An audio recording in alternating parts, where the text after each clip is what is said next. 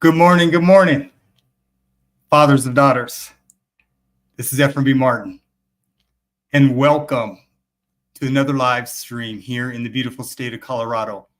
Bienvenidos aquí, mi amigos, gracias.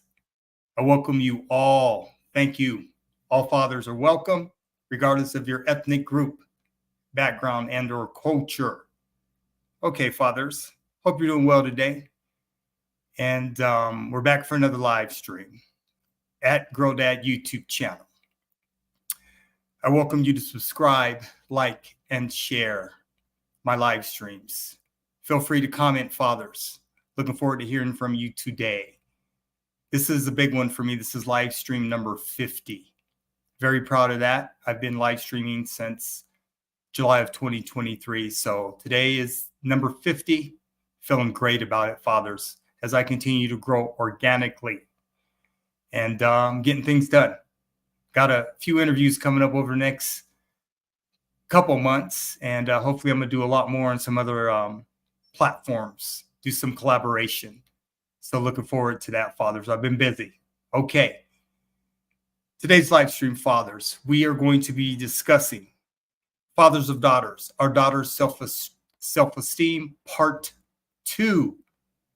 Earlier, when I first started live streaming in July of 2023, I made a video speaking about our daughters' self-esteem, fathers, and felt good about that video. It was about 21 minutes long. Well, I want to do a follow-up with it today, part 2. Now, fathers, when it comes to our daughters' self-esteem, where does their self-esteem come from? Well, it comes from both their father and their mother. And we play a very pivotal and very big part in helping develop our daughter's self-esteem, fathers. So we are definitely going to be needing to pay attention and being a part of the success of our daughter's self-esteem. Little girls go through quite a bit in their primary grades, middle school, and high school when it comes to their self-esteem.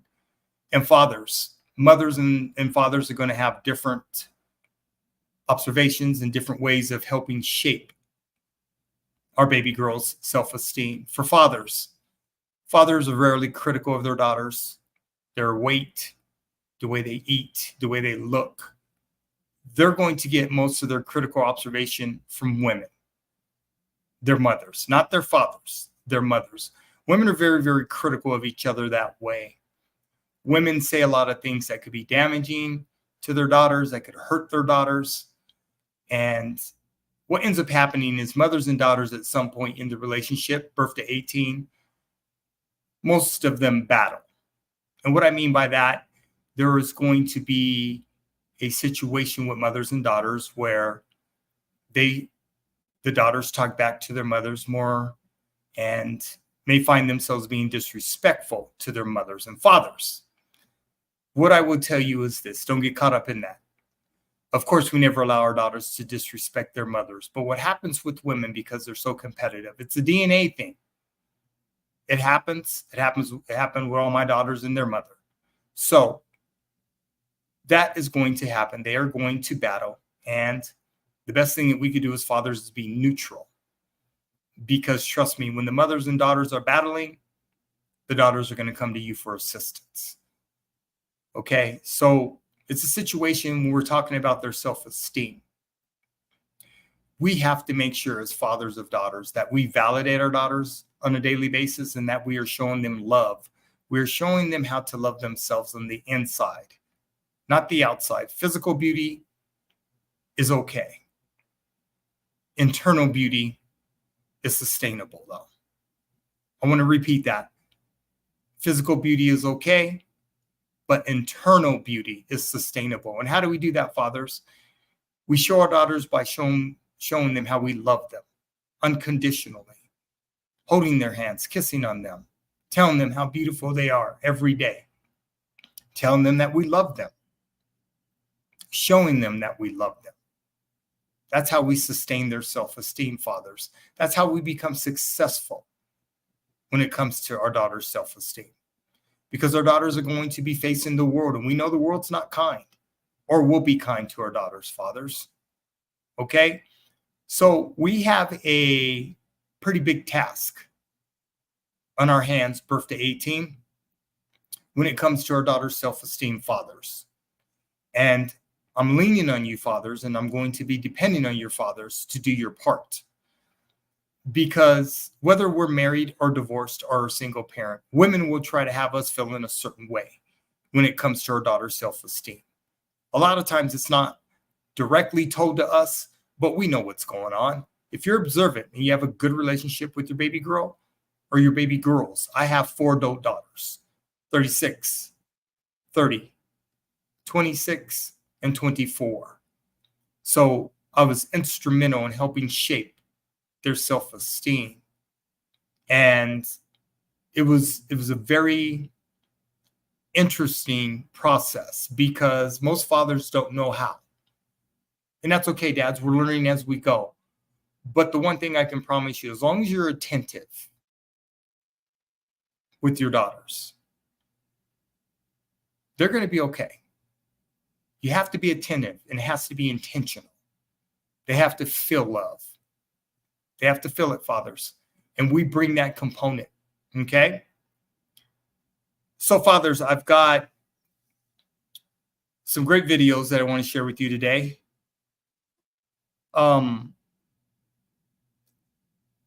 I believe that my book, Daddy's Girls, I have the blueprint for helping fathers understand our sense of urgency to build long-term, sustainable relationships with our baby girl. I believe that I've got the blueprint. I've written a book called Daddy's Girls. It's available at Amazon.com. You can purchase it directly. So, fathers, I invite you to be a part of this live stream. I invite you to be open-minded. I invite you to process the videos that we're going to be sharing with you today, because Grow Dad YouTube channel is all about education, information through instruction. We're visual human beings, Father. And I just believe with today's YouTube, there's not a tutorial that's out there or a how-to that can't be found. If it can't be found on YouTube, chances are you're not going to find it, fathers. So with that being said, the very first video I'm going to share with you is the actual video of Our Daughters Self-esteem that I live streamed last July. I want to share it. It's about 21 minutes long. And the reason I want to share it is because it's going to introduce you to where I was coming from, what my perspective was. And I don't believe in reinventing the wheel, fathers of daughters. It's easier through visual aids. We can learn a lot by using visualization, videos, how to. There's a lot of good things that can come out of that because we're in the presence of our own home, in our own space, whether we're on our tablets, our computers, or our cell phones. Technology rules. So I'm going to use technology to my advantage. I'm on the front end of technology. I'm learning a lot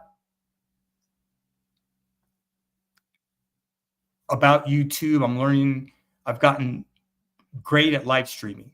My lighting, my webcam, and I'm just totally comfortable in front of the camera. So I don't have an issue having a discussion.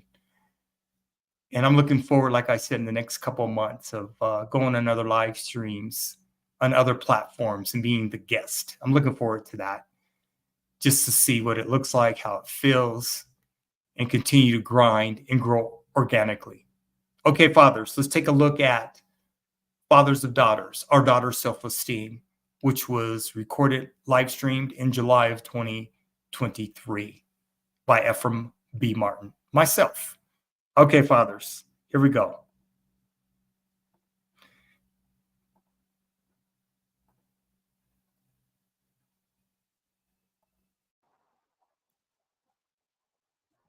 Good morning. Good morning. This is FRB Martin. I'm 58 years of age, and I am a girl dad. Welcome to the beautiful state of Colorado. It is Sunday, October the 23rd, and it's going to be another beautiful day here in Colorado. I want to welcome you dads to another live stream, and thank you for tuning in and being a part of Girl Dad YouTube channel. Got to excuse me, I was a little bit under the weather this week, so I'm a little stuffy. I have the flu, but I'm not going to miss this live stream. So let's get it going, fathers. Fathers, what I would like to speak with you about today, discuss with you today, is girl dads, our daughters' self-esteem. Girl dads, when it comes to our daughters' self-esteem, we are going to play a very, very big part in that, in their self-esteem. Now, when you think about our daughters, most people would think that the daughter's self-esteem comes from their mother. And that's partially true, but it also comes from their fathers. Okay?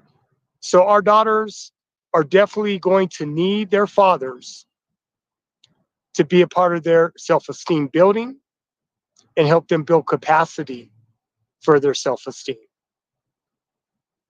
Fathers, what do I mean about building capacity? Well, let's take a look at our daughters when they're little girls. When they're little girls, under 10 years of age, our daughters are going to need constant validation from us as their fathers. Their self-esteem, they're definitely going to be watching their mothers and how their mothers move. And that's very, very important, fathers. We need to make sure when it comes to our daughters' self-esteem that their mothers and us, we're on the same page. Because if we're not on the same page, fathers, there could be some serious repercussions with their self-esteem for not being on the same page with their mothers. So let me give you an example. Mothers are definitely going to introduce their daughters to makeup. Mothers are definitely going to introduce their daughters to lingerie. Mothers are definitely going to introduce their daughters to all those female shops that they believe help build their daughters' self-esteem. So as fathers of girls, we're already at a disadvantage. I talk about this in my book, Daddy's Girls. A lot of mothers purposely undermine the fathers when it comes to building the self-esteem of their daughters. It's not cool, but it's something that we're going to have to deal with, fathers. Our daughters' mothers have a totally different view and a totally different way of helping shape our daughters' self-esteem. A lot of women, when you try to talk to them about our daughters' self-esteem, the mothers of our daughters, they think that they know everything. A lot of times you can't tell them nothing because they think just because they're women that they know everything about their daughters and that it's not a man's place to participate or be a part of the self-esteem building. And that's just a flat out lie. We are just as important, fathers, in building our daughters' self-esteem. Because as our daughters get older and they become young teens, and when they get to high school and they start dating little boys, they're going to be coming to their fathers. And the reason they're going to be coming to their fathers is because more than likely, our daughters' hearts are going to be broken. So when we talk about our daughters' self-esteem, fathers, we have to make sure that we are on point, and we have to make sure that we are not introducing our daughters to anything that's going to make them challenge us as their dads. We want to make sure when it comes to their self-esteem that they're always dressing appropriately, that they're not wearing short shorts or Daisy Duke shorts, that they're not showing a bunch of cleavage, that they're dressed appropriately going to school and returning home from school appropriately.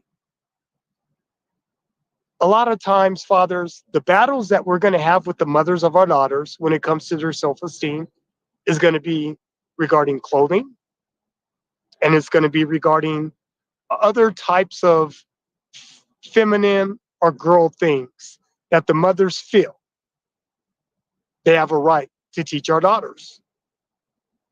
So, fathers, it's going to happen.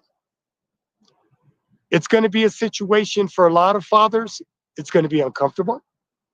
It's going to be a situation for a lot of fathers where they may not want to say anything to the mothers. But fathers, I want to tell you, you cannot allow the mothers of our daughters to have the final say when it comes to their self-esteem.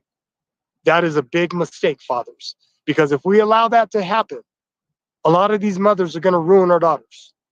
They are. Our daughters look up to their mothers for a lot of things. Okay? And because their mothers are going to be introducing them to these things that are female related, like I said, we're at a huge disadvantage, fathers. So what we have to do when it comes to our daughters' self-esteem, fathers, is we have to teach our daughters to love themselves on the inside. Not the beauty of the outside, but the beauty of the inside. So what that's going to require us to do, for instance, with my 4 adult daughters, I never allowed them to do baby pageants or pageants at all when it came to their beauty. I never allowed that, because what I didn't want my daughters to do is get the misinformation that it's okay to be judged by how you look. And I didn't want my daughters to think that it was perfectly okay to use their looks to their advantage. And that's where a lot of mothers make mistakes with their daughters, is because a lot of mothers are going to try their best to live their lives through our daughters.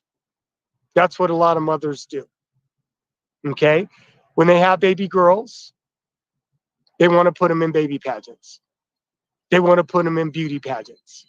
And I'm telling you, fathers, don't allow it to happen. Okay? Because if you want to hurt our daughters' self-esteem, put them in beauty pageants. And as they get older, you're going to see a lot of our daughters will end up spoiled and having bad attitudes and having bad behaviors, because they're going to try to use their looks to their advantage because of what their mothers are saying. Now, I'm not here to bash moms. I'm just here to keep it real. That's what a lot of mothers do. As a matter of fact, that's what most mothers do, is they live through their daughters. There's going to be a time where our daughters are going to clash with their mothers. It happens in every family. My daughters clashed with their mother. They did. It's going to happen. And what we have to do, fathers, is we have to make sure we remain neutral and not get pulled into that. Because if we get pulled into the daughter-mother clashes, they're both going to turn on us. I can promise you that. And then we're going to be the bad guys, regardless. That's just how it works, fathers. Our daughters will always side with their mothers. If they want to get their way, and if they want things their way, they're going to side with their mothers, right? So self-esteem, fathers, we are going to play a great role in that. We're going to have a great say in our daughter's self-esteem. We want to make sure that we nurture our daughter's self-esteem. We want to make sure that we are validating our daughter's self-esteem.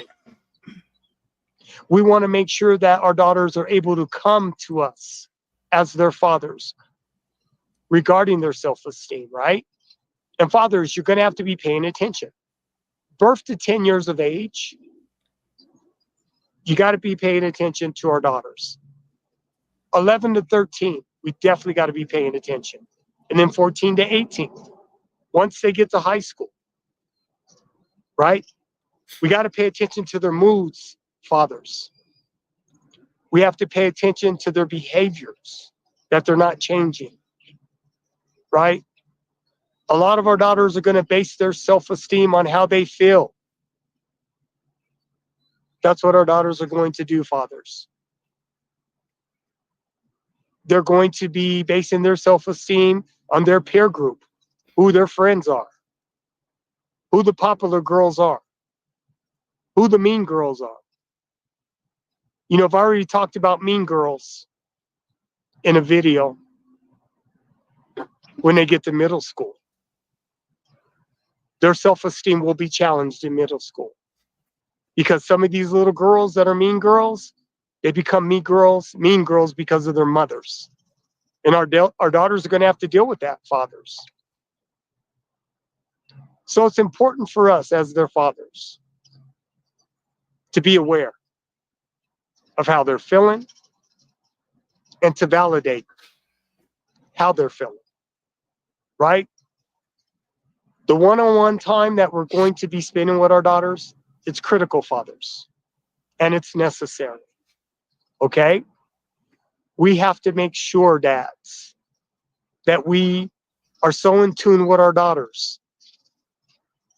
We have to be aware of where they're going, how they're moving, who they're hanging out with. If our daughters all of a sudden switch friends, that's a sign, fathers, that their self-esteem is being affected. Okay? One of the things I learned being a state juvenile probation officer and working in the criminal justice system for 20 years, as well as K-12 education for 10 years, is our daughters will be tested. Okay? They're going to be challenged. They're going to feel a lot of peer pressure from their friends because our daughters, they don't come from the same environment as a lot of these girls. Our families are raised different. There's different cultural differences, right? And we have to be aware of exactly who our daughters are interacting with. Because a lot of these little girls, they pretty much are raising themselves. Some of these little girls, they don't have any parental guidance. A lot of these little girls, they don't have their fathers in their lives. They may not have any uncles that could guide them. They may not have any men, period, that are looking out for their best interest. And that's a problem. Because if we're not paying attention, fathers, our little girls could be caught up in that. And that will not turn out good for us. So, fathers, when it comes to our daughters' self-esteem, we have to pay attention to what is going on with our baby girls. We have to be aware of how they're feeling. A lot of our daughters' self-esteem is going to be very, very delicate. A lot of our daughters' self-esteem, they're going to hold a lot of their feelings in. They may not want to express a lot of times. They suppress their feelings. A lot of girls suppress their feelings. A lot of our daughters will suppress their feelings. So, fathers, we have to ensure the relationship that we have built with our daughters is built on trust, respect, and honesty, so that they know they can always come to their fathers for anything.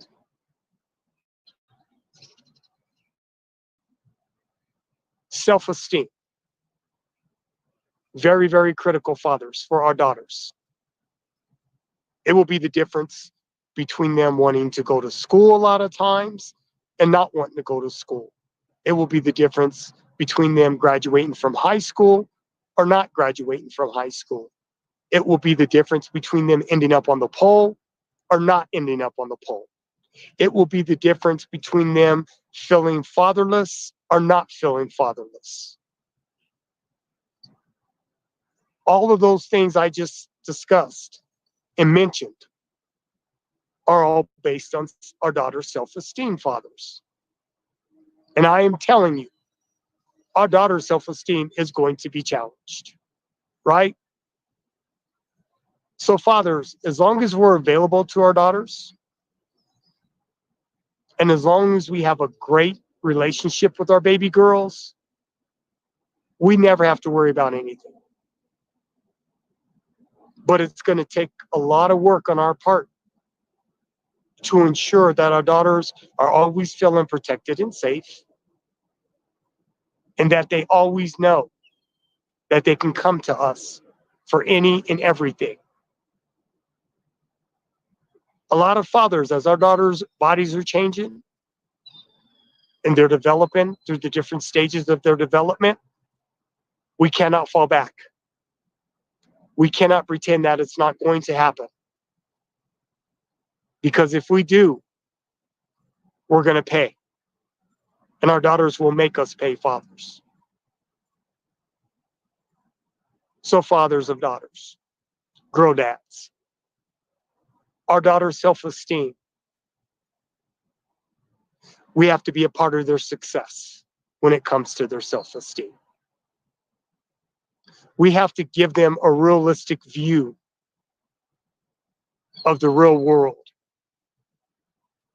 because we know that little boys are going to be coming for them and coming at them. We know these little heathen boys are going to be lying to our daughters and telling them anything to have sex with them and do whatever they want with them. And this is why it is the father's responsibility to have these early discussions with our daughters before the age of 10, past the age of 10, all the way from birth to 18, to get them through high school, to let them know what's coming their way. Fathers, if we don't do that, we are setting our daughters up to fail. We are. So fathers, I want to commend you for putting in that work with your daughters. Because when we have daughters, there are no books written for us. You know what I'm saying? I mean, there are books that are out there, but there ain't no books written for us on how to raise these baby girls. We got to jump in and we got to figure this thing out, fathers. Okay? And for most fathers, dealing with our daughter's self-esteem is going to be a new experience for most of us, and it's going to be very, very challenging for the majority of us. But we got to hang in there, fathers. We got to put in that work from birth to 18. We got to be part of our daughter's success from birth to 18. Otherwise, as they become adult women, they may not want us a part of their lives. Okay, fathers. This is going to be my very last live stream until January of 2024. The reason it's going to be my last live stream is because this is my 19th live stream. I have 19 videos I've been doing for live streaming since July of 2023. So I'm going to take a couple months and reflect on these 19 videos that I've made. I believe the videos that I've made for girl dads can help you become better fathers and help you understand our sense of urgency for our baby girls. So fathers, I want to thank you for being part of Girl Dad YouTube channel. When I come back in January of 2024. I'm going to look at some things different. I think I'm going to change the format. I think I'm going to go to a format of more of a question and answered. Bring guests on my show, on my platform rather, not on my show, and really go a little bit deeper. My book, Daddy's Girls, is available on Amazon.com. Feel free, fathers, to purchase my book. Reading my book will help you. And you can also use my videos along with my book because they're visual aids. We're visual human beings. I've enjoyed the live streams. They've been very, very interesting for me, and I've learned a lot by doing them. I've gotten a lot of great feedback from doing live streaming, and when I come back in 2024, I'm looking forward to working with more girl dads than ever before, continuing to build capacity for my Girl Dad YouTube channel. So I just want to thank all the fathers out there from all ethnic groups, from all cultures. You are always welcome to Girl Dad YouTube channel. God bless you and continue to grind. All right, I'm out until 2024, fathers of daughters, girl dads. Peace out.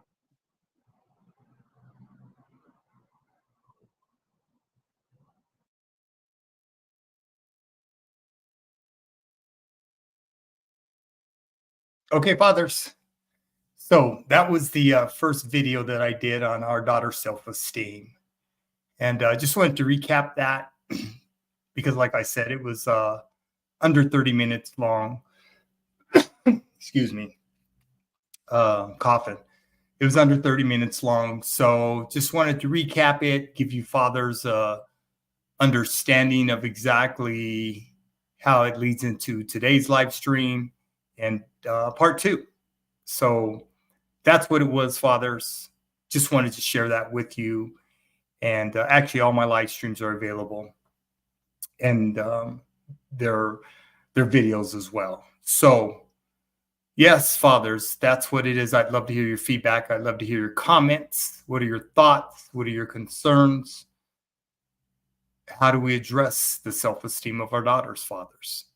Because we're going to have to be successful with that. Because if we don't, our daughter's going to struggle, and they're not going to be doing too good when they have their emotional lows. Let me tell you, when they have their emotional highs, they'll be good. But when they have their emotional lows, though, and if their self-esteem is low, they don't make the best decisions. They can find themselves in situations that they can't get out of. And it's always an ongoing discussion when it comes to our daughter's self-esteem, fathers. So that's what we have to do as dads. We have to make sure that we are always available to them. And the biggest thing is with validation. You will learn that, fathers. Validating our daughters will go a lot further than anything that we provide them in material possessions. Validation, validation, validation. I'm going to press that because I know raising 4 adult daughters, it was all about validation. So, okay, fathers, let's get into this second video, okay? Let me get it ready.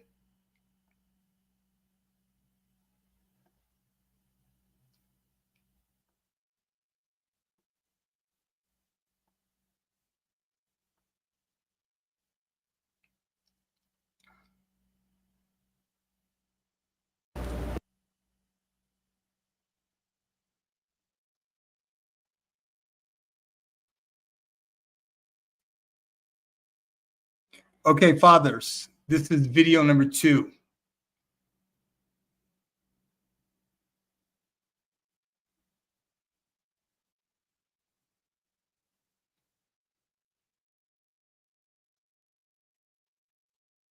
Okay, let me see. Hold on.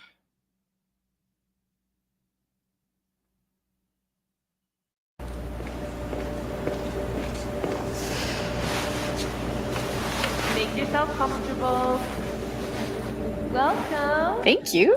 How do I want to sit? This. Water there, if you need a drink. I don't want to ruin the lipstick. Oh, yeah.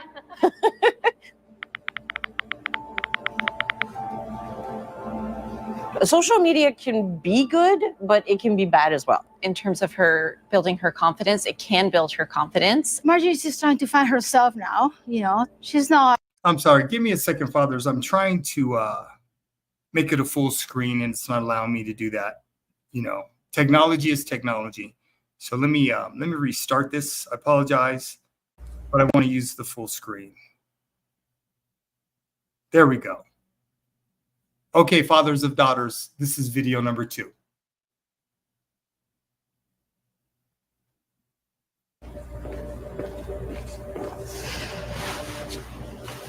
Make yourself comfortable.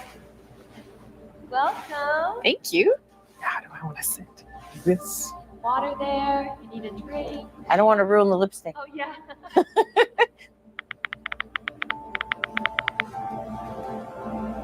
Social media can be good, but it can be bad as well. In terms of her building her confidence, it can build her confidence. Marjorie's just trying to find herself now. You know, she's not influenced by social media yet. Most of the influencers that I've seen have definitely had a positive impact on me.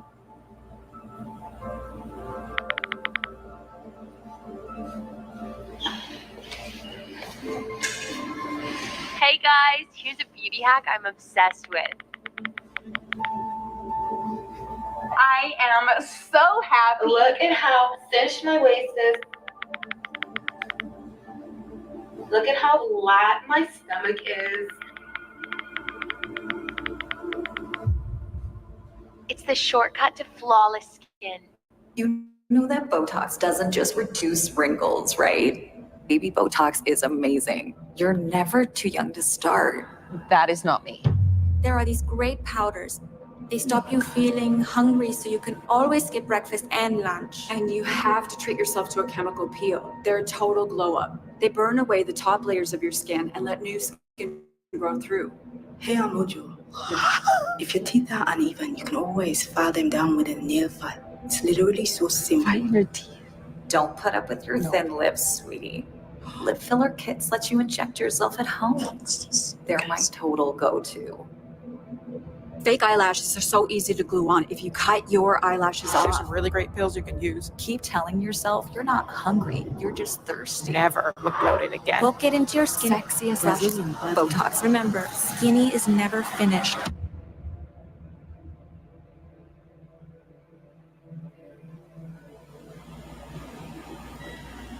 Oh.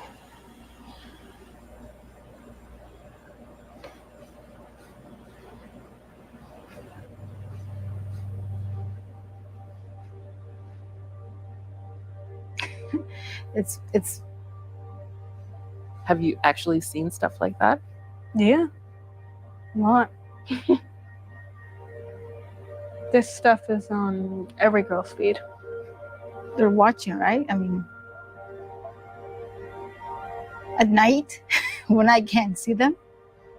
It's scary to me that my kids are watching this and they think that's how they have to look. I saw one of the teeth filing videos. I remember that one. I remember seeing that all over. I know this stuff. I can't prevent them from seeing these, but I can talk to them about it. 100% always be talking.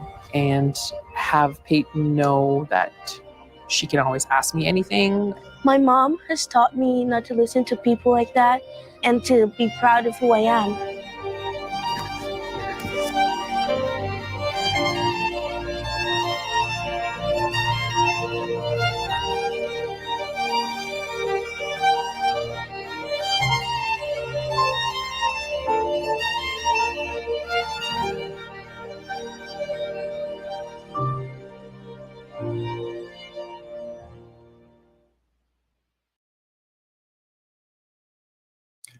Okay, fathers, what are your thoughts on that video? Pretty powerful. This is what our daughters hear every day. Now, it's interesting how when you reflect, when women are talking about themselves, and this is what their daughters hear. right? And this is why it's important for fathers to be a part of our daughters' lives, because they're going to hear it from their mothers. They're going to hear it from other women. Being on social media platforms, our daughters are catching straight hell. They are. And today with Gen Alpha daughters, because they're teenagers this year, Gen Alpha girls, Gen Alpha boys were born 2010. It's 2024. So we're talking about Gen Alpha girls. That's what we're talking about. Gen Z girls are getting ready to graduate from high school. So they're 15, 16, 17, 18. I've got two millennial daughters and I've got two Gen Z daughters. And let me tell you, I had to put in a lot of work, fathers. It was changing, forever changing. My daughters did not get the tail end of social media and social media platforms. Yes, it was prevalent and it was relevant, but not like it is today. So I was able to keep them off of Snapchat and all these other apps in the primary grades and middle school grades. My daughters didn't get on Snapchat until they actually got to high school. And back then, Snapchat was for fun, but it wasn't like Instagram or TikTok. So yes, fathers, that was a very powerful video. It's called Toxic Influence. All videos are in the description. So every video I'm sharing with you today is in the description. So you could also follow up and watch it. But I want to share that first one because that's very, very powerful, fathers. This is what our daughters are exposed to every day on social media, in their little group chats, in their little group rooms. And this is what they're discussing. This is what they're having conversations about every day and how they're comparing themselves to other girls. It's crazy. Social media is on every continent. So there's no way around it. We just have to make sure as fathers that we are validating our daughters to love themselves on the inside and show them what that looks like. Okay, fathers? All right. This next video is I'm going to be sharing is little girls ages 5 to 18 talking about beauty standards and what they think.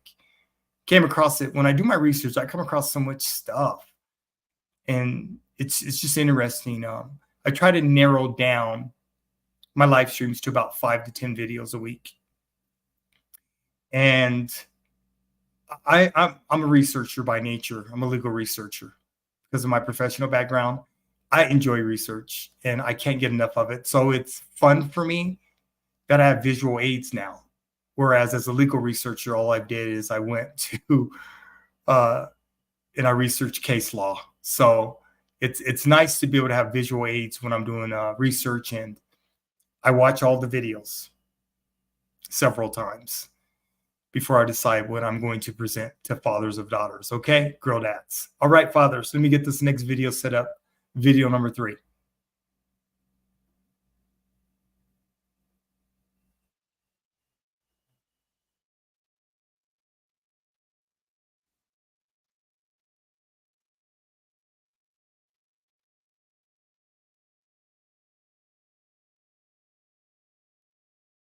Ideas on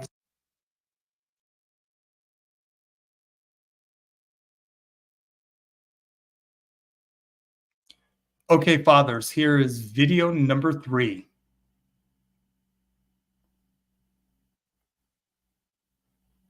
I'd say that the mirror doesn't lie, but it lies about what's in your heart.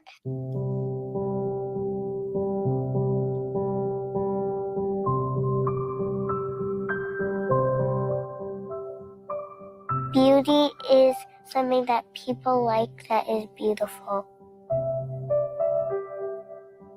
Bows are beautiful. Dolphins are beautiful. My mom's beautiful. My heart is beautiful. I find my whole body beautiful. There's my mom and dad's DNA in my body, and it makes each part of me special. There's beauty all around us. The garbage can, the old pipe in your mom's house, and plain white floors, especially when it shines. What makes a person beautiful is their personality. Everybody has a personality and everybody's beautiful, but in a different way than other people. Well, you kind of have to be confident in yourself to feel like you're beautiful. Otherwise, if you don't really have confidence, that thought that you are beautiful kind of fades away. So it's kind of your job to bring it back. Well, my friend has freckles, and she's like a ton of freckles, and they're super pretty on her. And like, I personally wish I had freckles. And she'll like cover them up, and that just shows that people have different ideas on certain things. Like, she doesn't like her freckles when I think they look great on her and they're pretty. Being beautiful is learning all the lessons in life, and then you go from here to here and you start to blossom. I think the stereotypical version of beauty is a tall girl with long blonde hair and blue eyes. Like, that's what most people think of when they think of pretty.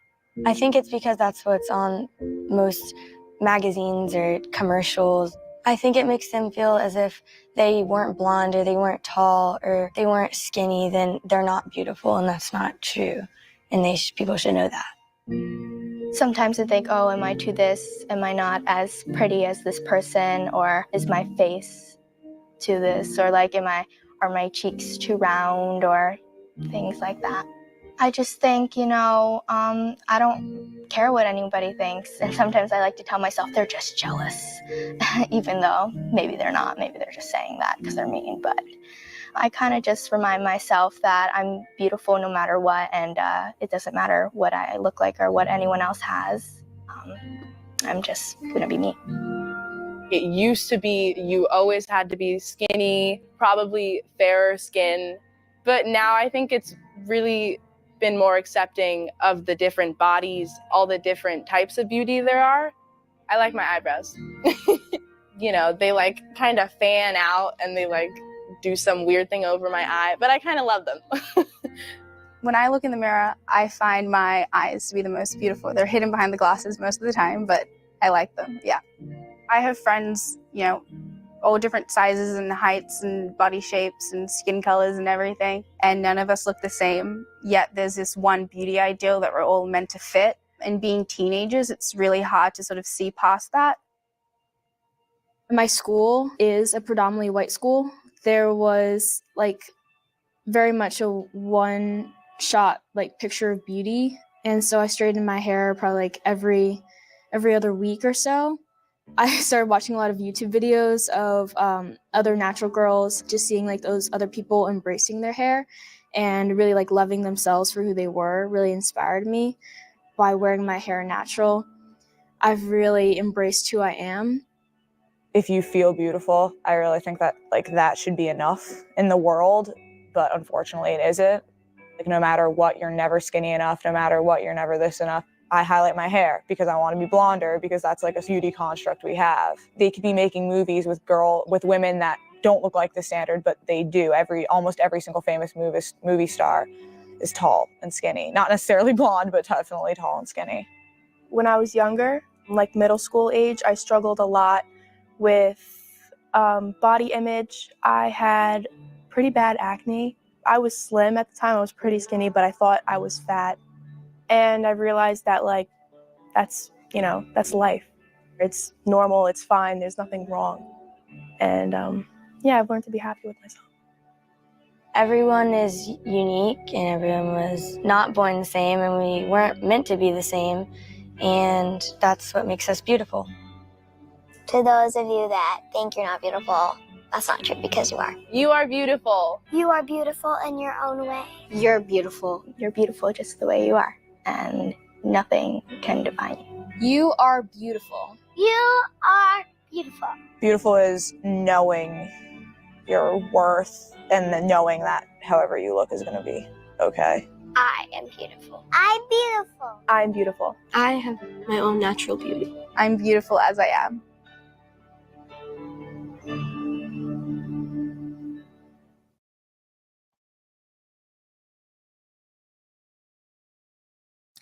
Okay, fathers, what are your thoughts? Just needed to share that video because it's coming, fathers. I've been through every stage of development with my daughters, and let me tell you, it's coming. what I really appreciated about that video when I was doing my research was just seeing the innocence of our baby girls in all the different stages of development, 5 to 18. It goes by fast, fathers. So we have to be instrumental in helping build their self-esteem. We do. Because if you left it up to women, a lot of our daughters would be scarred permanently. Women are very critical of each other. Very, very, very, they could be mean-spirited of each other. It's a competition with women. It's part of their DNA, fathers. So you're going to bear witness to that. And a lot of times you're going to find yourself struggling. It's a situation, fathers, where it's not going to be comfortable for us at all. It is not going to be comfortable for us as their fathers. So we got to put in that work. We have to put in that work, birth to 18. The first 10 years are the most critical. I talk about that in my book, Daddy's Girls. And shaping their self-esteem is going to be pivotal in a lot of their decision making, positive and negative. So this is what I'm sharing with you, fathers. I'm trying to prepare you for what's coming, because it's coming. And you can't check out on your daughters when it comes. You have to be as prepared as you can, have as much information and resources as you can. And you have to jump in. Don't be scared, fathers. Because our daughters will make us better as men, as fathers. And we got to put in that work, though, because their self-esteem will be challenged and it's going to be tested. So how we react, fathers, and provide protection and safety when it comes to their self-esteem, that's going to fall on us. So we got to figure this thing out. Okay, fathers. Got another video for you, okay? I got a few more to share with you, and then we'll wrap up this live stream. So let's get to this next video, fathers. Let me get it ready.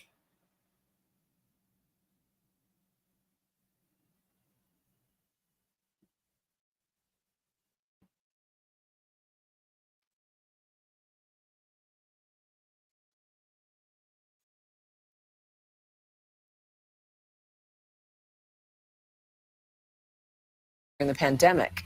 Okay, fathers.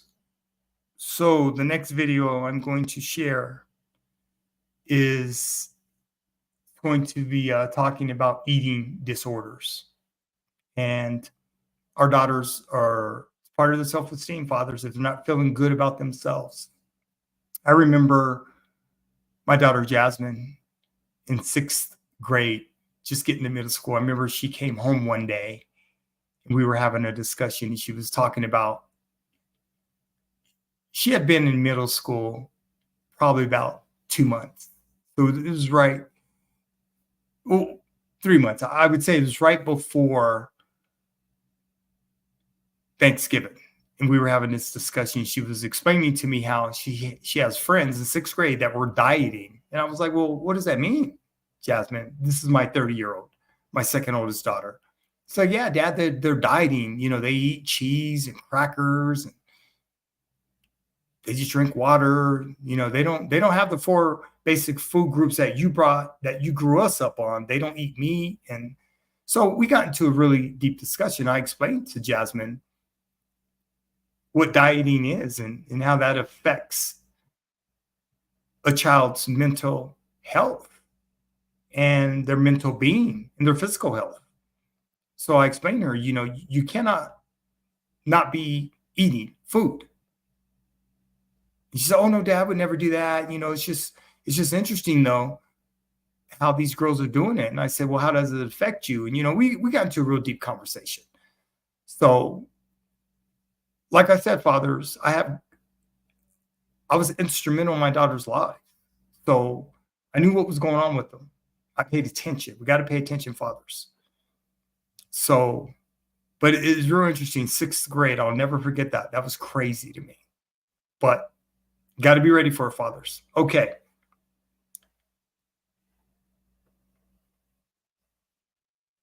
Here's the next video, fathers. Eating disorders. Spending hours on social media was something many teens did to stay connected during the pandemic. But did countless images of models and influencers filling some feeds contribute to a new surge in eating disorders? Ginger Z has the second installment of our mental health series, State of Mind. I just realized that there's so much to live for in life. I've thought to myself so many times that I'm not going to sit on my deathbed wishing that I looked skinnier as a 20-year-old. For 20-year-old Lucy Saya, anything related to food used to fill her with dread. I see a picture of myself online or in the mirror that I don't like. I panic. And the way that I knew to take care of that was through food or through exercise. But now, prepping dinner at her family's home in Dallas, it's a sign that she's come a long way. You can find an article or something online that is saying every single food is bad. Carbs are bad, sugars are bad. I was just starting to cut them out until I had very minimal food groups left in my diet. For years, Lucy suffered from a severe eating disorder, a health crisis that forced her to take a year off of college and threatened to tear her family apart. I got it. My relationship with my parents, my family definitely took a turn throughout my disorder. You know, they were trying to save my life and I was trying to do the opposite. We tried to coax her into eating and there was no coaxing that was working. She started running a lot and then pretty quickly we got the feeling that something was off. How do you describe it? I was depressed. I was anxious. I didn't want to get out of bed. I didn't want to continue to live anymore. The way that I dealt with that was and tried to make myself feel better was by manipulating the way that I consumed food. Exercise was definitely a big part of my initial struggle. So I was running outside every chance that I get or hiding from my family and doing workouts in my room. Lucy's battle with anorexia started during the COVID-19 lockdown when she says she had too much time on her hands. What do you think your social media usage went through in the pandemic? I would say like I was on my phone anywhere from 5 to 6 hours a day, like scrolling through Instagram, looking on Snapchat, watching TikToks was a huge thing and definitely a big trigger for my anorexia. A lot of people have pages where they post what I eat in a day videos or diet culture related things. While social media may have had positive effects for some during COVID lockdown, for Lucy, seemingly perfect influencers and models overtaking her feed became toxic. We know in the pandemic, social isolation increased significantly. We know that kids are spending an average of 7 hours on their phone every single day, getting, these harmful images thrown at them from algorithms. Lucy is part of a sometimes hidden mental health epidemic that does not discriminate and manifests in people of all sizes. There's a lot of stigma around this being a white rich girl vanity issue, which could not be further from the truth. The majority of people with eating disorders are not underweight. You can't tell just by looking at them. These illnesses are highly comorbid with anxiety, with depression, with PTSD, with OCD. According to the National Eating Disorders Association, nearly 30 million Americans will have an eating disorder in their lifetime. A third of the cases, that's 10 million, are men. The pandemic made the crisis worse. The White House just last year acknowledging national eating disorder hotlines have seen a more than 70% spike in calls for help just days ago. The American Psychological Association put out a warning for parents of kids aged 10 to 14 to monitor their social media and recommend that adolescents limit their viewing of, quote, beauty or appearance-related content that researchers suggest is linked to disordered eating. I think there are a lot of non-conscious thoughts that folks don't even realize how much this is impacting them when they're mindlessly scrolling. I'm not good enough. I don't look like that. Therefore, something must be wrong with me. In 2021, members of Congress also sounding the alarm, grilling executives of Instagram and Facebook about how their platforms may harm kids' mental health. Facebook knows the destructive consequences that Instagram's design and algorithms are having on our young people and our society. At Facebook, we take the privacy, safety, and well-being of all those who use our platform very seriously, especially the youngest people on our services. On what has come. There was no TikTok or Instagram when I fought my own battle with anorexia more than 25 years ago. I was confused. I was scared. I felt chaotic. I felt like I had no control over my life. And so controlling food was the first place I went to. I started restricting food at age 10. You cannot stop yourself from going to the extremes on all of these, and it keeps getting worse. And I just kept consuming less and thinking that was better and better. Even without swipes and likes, my anorexia was persistent, painful, and dangerous for nearly a decade. Emily Batnagar's battle with eating disorders also goes back to elementary school. I remember the day before my 5th grade promotion ceremony, I was looking at myself in the mirror, and I was dangerously underweight then. And I was no, I need to exercise. And I think it just went along with that thought that food is gross and not necessary for survival. Her health going from bad to worse after her dad was diagnosed with stage 4 thyroid cancer 4 years ago. I would have a cup of fruit and maybe some water, and anything else would make me feel so nauseous. So it really started to spiral into something bigger, and it was anorexia. I would notice physical symptoms, I would get up and immediately get dizzy, or my fingernails would turn blue, makes your hair fall out. Today, Emily's health is a work in progress, but she's finding purpose in her passion, collecting books for charity. I just sort of used it as an outlet. I was okay, I need to focus my energy into something else. I think the book drive actually helped me more than anything else. Up to now, I have donated 15,000 books to children's hospitals, and yeah, it's become my own little business, and I love it so much.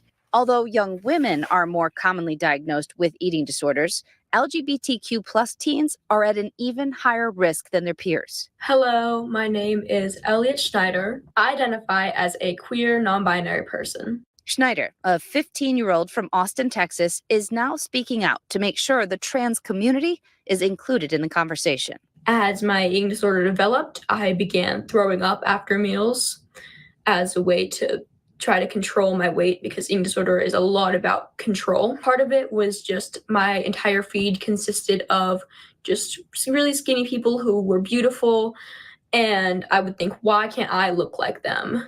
Will people ever find me attractive if I don't look like them? Today, Elliot's message is a simple one. Skinny does not equal pretty, and everyone's body is beautiful. Tell me about the day that you said, Lucy, we need to make a change here.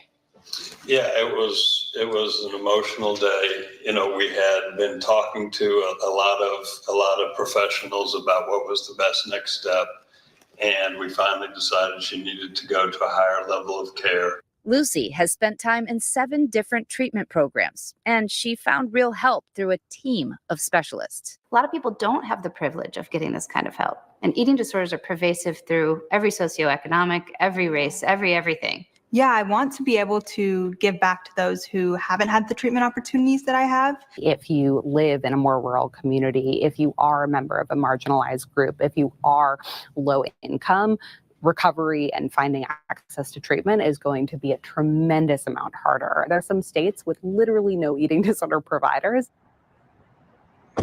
Lucy is entering a new chapter, one that she says includes a lot of therapy and regular visits with her dietitian. How you feeling today? I'm okay. I had a pretty good week. She's also ditching her old ways on social media. I think it's really important for those that are struggling to filter their social media pages in a way that's comfortable for them. Do you limit your social media by putting a cap on it on your phone now? I had to re-go through and click not interested and unlike a lot of the videos that were diet culture, food related, and now I no longer see them on my For You page. Hi, everyone. George Stephanopoulos here. Thanks for checking out the ABC News YouTube channel. If you'd like to get more videos, show highlights, and watch live event coverage, click on the right over here to subscribe to our channel. And don't forget to download the ABC News app for breaking news alerts. Thanks for watching. Okay, fathers, needed to share that video and show that video with you. One of the things I did with my daughters when they were little girls, when their mother and I prepared their food, I grilled a lot. I'm a griller. I love to grill. So I always grilled their food. Birthday 18, and I made my daughters lunches from the time that they entered kindergarten to they got to high school. And the reason I did that is because of what I learned as a probation officer, as well as working in K-12 education, is that so many kids are hungry. And it's not always because they don't have food. A lot of kids are hungry because they're not eating properly meals. So I made sure, in order for my conscience and my mind to be good, as far as making sure my daughters were nutritional efficient and not nutritional deficient, was I packed their lunches I made their lunches every morning. Spent a lot of time at Costco. And I made sure my daughters, they had the 4 basic food groups. We didn't do a lot of junk in our household. We just didn't. And my daughters to this day, they're like, Dad, we're happy that we were introduced to the 4 food groups as children. By the time they got to high school, they had their own accounts, and I put money in their accounts. All of my daughters received $50 a week when they got to high school to purchase their meals because it was easier. And I stopped making their meals for them, their lunches rather, for them. But we always have plenty of food. And I can tell you, working in K-12 education, being a dean of students, a teacher, and restorative justice coordinator. As a dean, the deans, we kept lockers in our offices of food because a lot of kids are not eating. A lot of our daughters are not eating, and they are starving themselves, and they are becoming anorexic. And it's real, fathers. See, this is why we have to be paying attention. My daughters have always had great appetites. I made sure of that because I fed them. I had a daughter, my daughter Zuri. She was a picky eater. Zuri she ate vegetables. She didn't start eating meat. She wasn't comfortable with eating meat until she got to middle school. So we never forced her, but her pediatrician, she was a healthy little girl. She was actually my biggest daughter. Born-wise, she was almost a 10-pound baby. She was big. She was real big. So she was a picky eater. So she ate a lot of peanut butter and jelly, a lot of fruits and vegetables. She would every once in a while try fish, but she didn't like the texture of meat. She just didn't.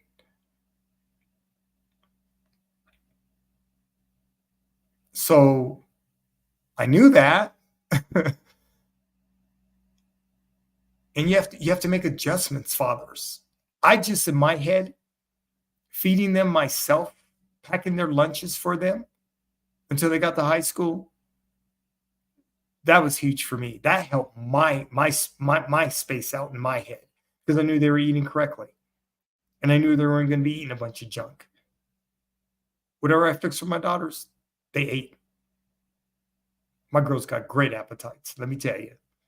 To this day, they grub.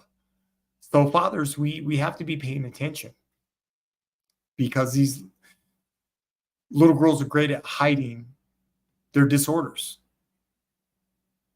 And if we're checked out and not paying attention, fathers, it's going to be a shock to our system when we do find out. Okay, so I'm trying to prepare you and help you understand our sense of urgency, fathers. That's why I wrote my book, Daddy's Girls. Like I said, I believe I have the blueprint to help fathers understand our sense of urgency. Because we're as a father of daughters, as a girl dad, it's coming from all angles with us. And We just have to have as much information as we can. And like I said, I love YouTube because there's no reason today's fathers should not be in the forefront when it comes to education, information, through instruction. No reason at all. You have no excuses anymore, fathers. You have access to the research. You have access to the studies. You have access to the world that I didn't have access to raising my daughters. So take advantage of it, fathers. Information's there. And you have to be disciplined enough and committed enough to do it. Okay. I've got 2 more videos, fathers, and then we're going to wrap up this live stream. Let me get this next video set up.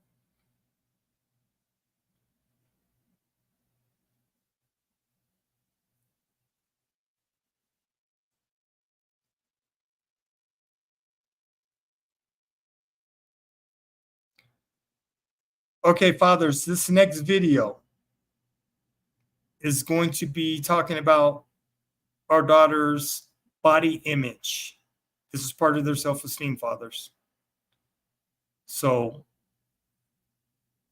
like I said, our little daughters, they're going to be going through. Welcome back. It's really tough to be. When they hit puberty, I've already done a video on embracing our daughter's puberty. I don't have it in the description, but I'm not sure what video number it is, but embracing our daughter's puberty, fathers. Look that video up and I'll watch that video as well. Please watch all my live streams. All my videos, watch all of them because they will help you understand our sense of urgency, fathers. That's what I'm here for, okay? All right, let's get busy with this next video, fathers.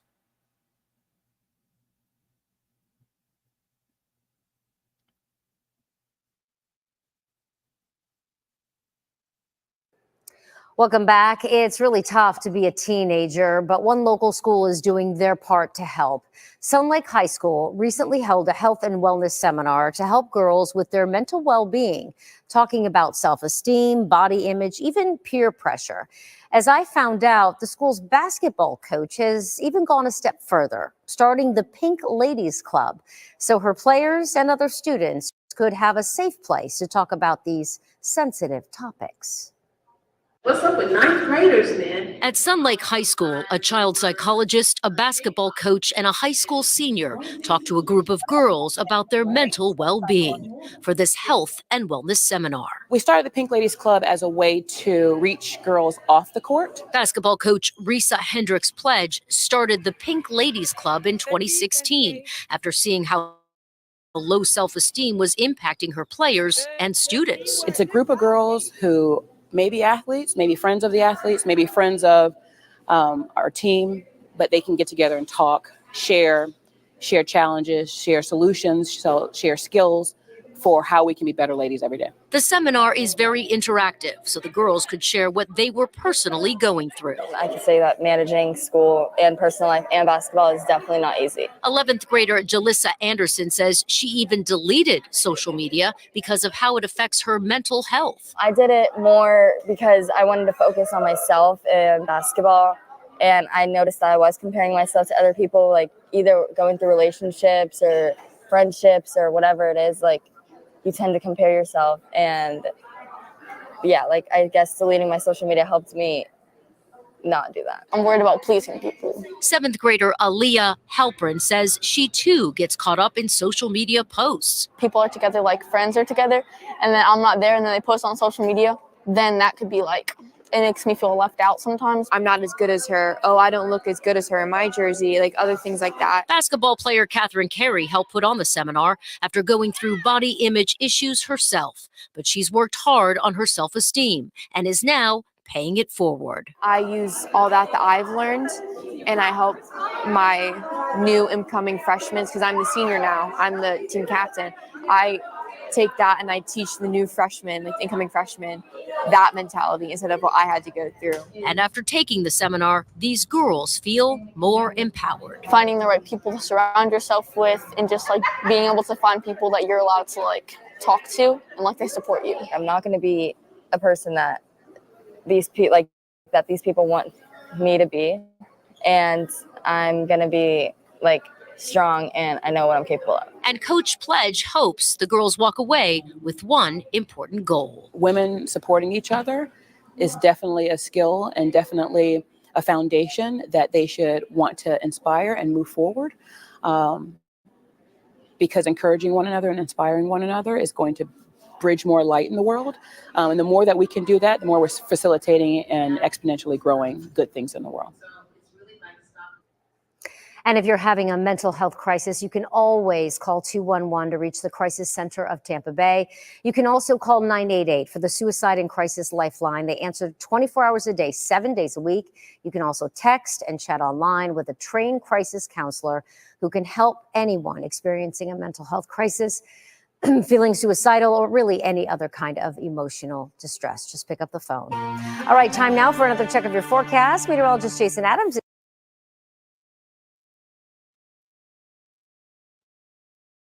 Okay, fathers, another excellent video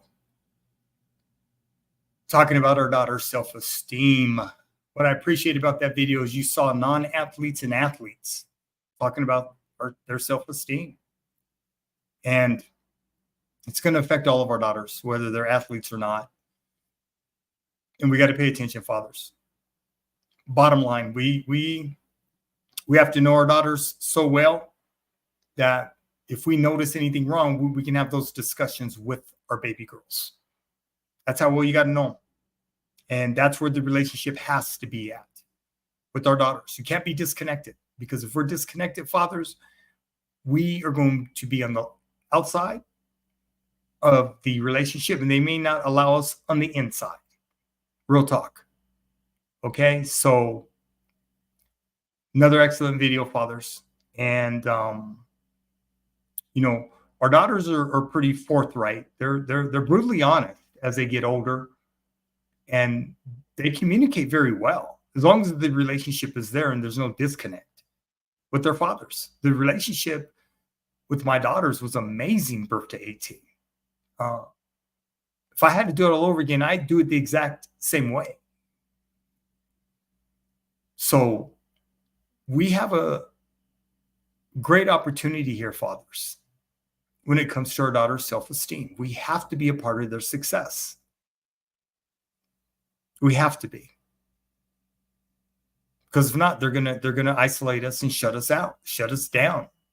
That's just what they're going to do.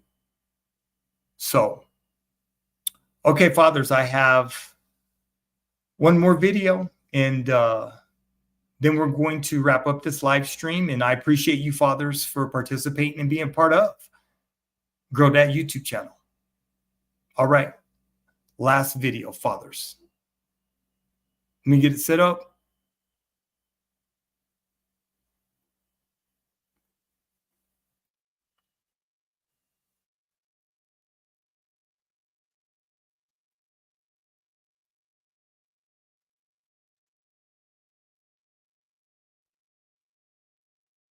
And self. Okay, fathers, this video is called Psychological Distress and Self-Harm in Teens Rising. So, powerful video, fathers. Powerful.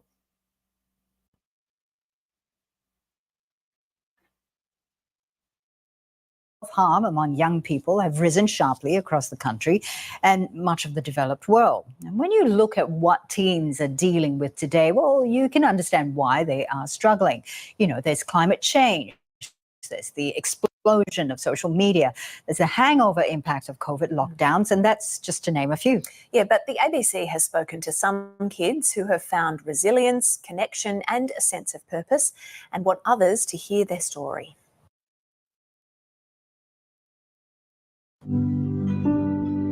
Yeah, looking back now, it was a very difficult time in my life, I would say, especially being the oldest. I started drinking when I was really young. I would say 12, 13, which is a very bad age because your brain is not even yet developed. I wanted to feel something. I didn't want to feel normal. I didn't want to feel sober.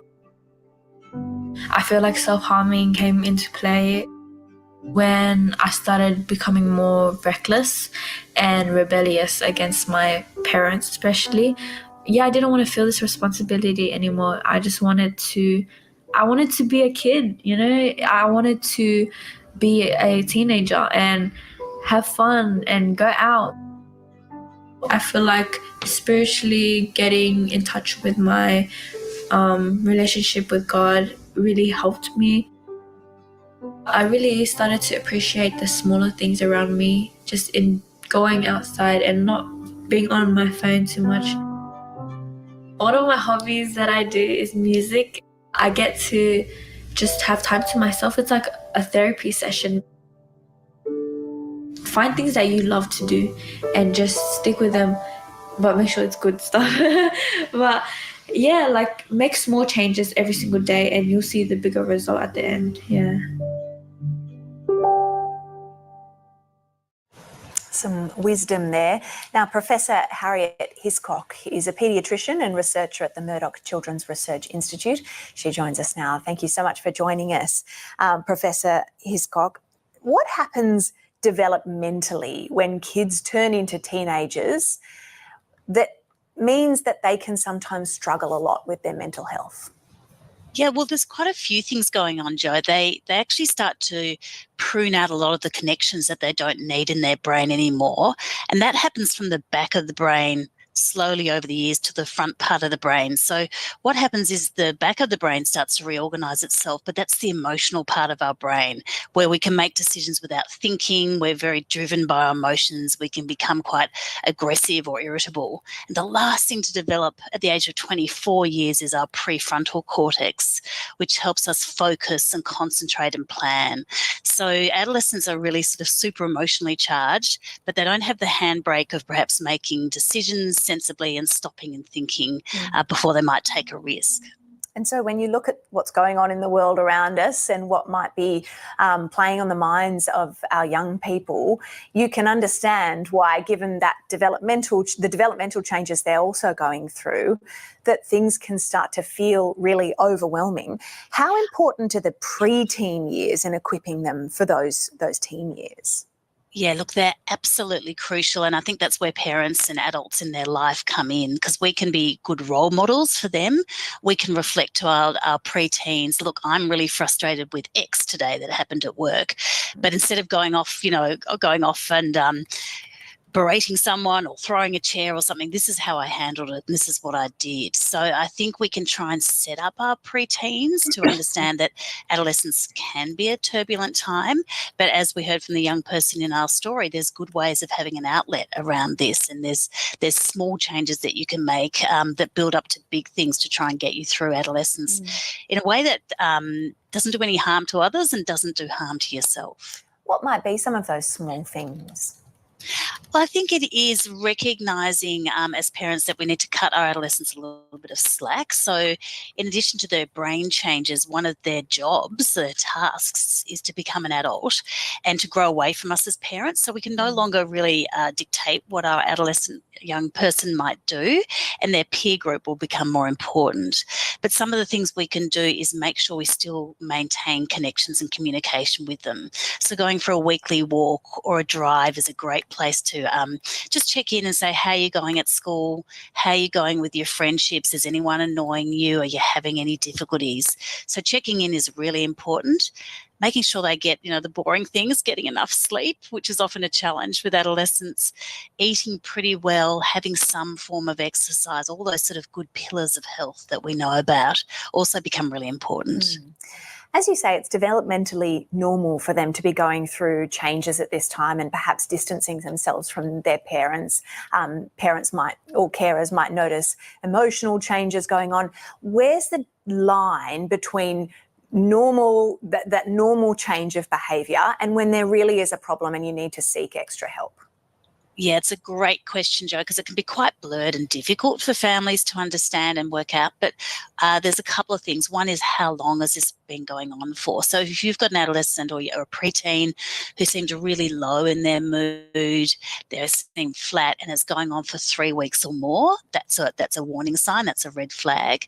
And the other thing is, if it's stopping them doing the things that they really used to enjoy, so they no longer want to go and play basketball on the weekends, they no longer want to hang out with their mates, those sorts of things. If they used to enjoy going to school, there's often a drop-off in enjoying going to school when they hit the preteens and teenage years. But if they really stop enjoying it, that's another concern. So it's about how long it's been going on for and the impact of it on things that they normally enjoy doing. And if you see those warning signs, what then? Well, I think this is a challenge, isn't it, at the moment, because we would say see your GP, see a psychologist, but the waiting list can be really long. So still get that in motion. Go and see the school counsellor, who's often an excellent resource and knows this age group really well. But there's also some wonderful websites. There's Reach Out Australia, there's Beyond Blue, there's the Raising Children Network website, and they've all got evidence-based resources for young people. Some of them have online chat moderated forums that the young person can go on and start to chat with people just a little bit older than themselves who have been through what they've been through and can really connect with them. Professor Harriet Hiscock, it's wonderful to have you on Weekend Breakfast this morning. Thank you so much. Thank you. And if you need information or support, you can contact Beyond Blue on 1300 224636. Or if you or someone you know is experiencing distress, please contact Lifeline on 13 11 14.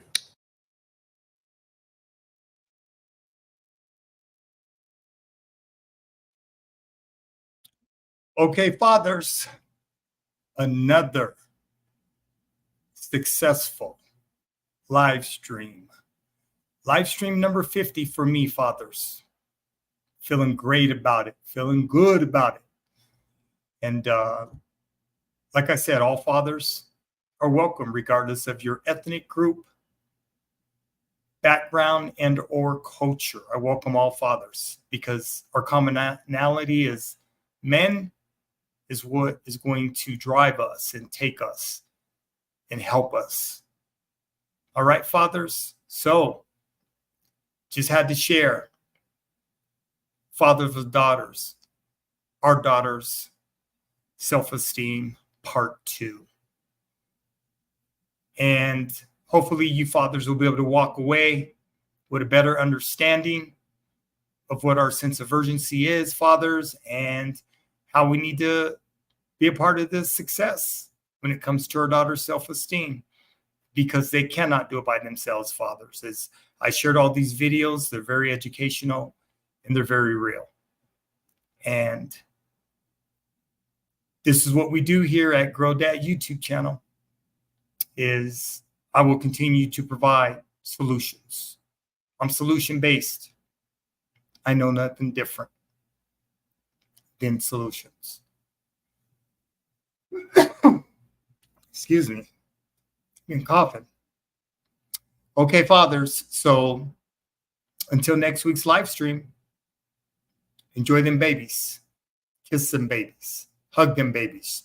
Show them babies you love them. Tell them you love them. Our baby girls need to hear it. They need to be validated. Okay, fathers. So until next week's live stream, adios, mi amigos. I'm out. This is Ephraim B. Martin. I'll holler at you next week. You know the routine. Peace.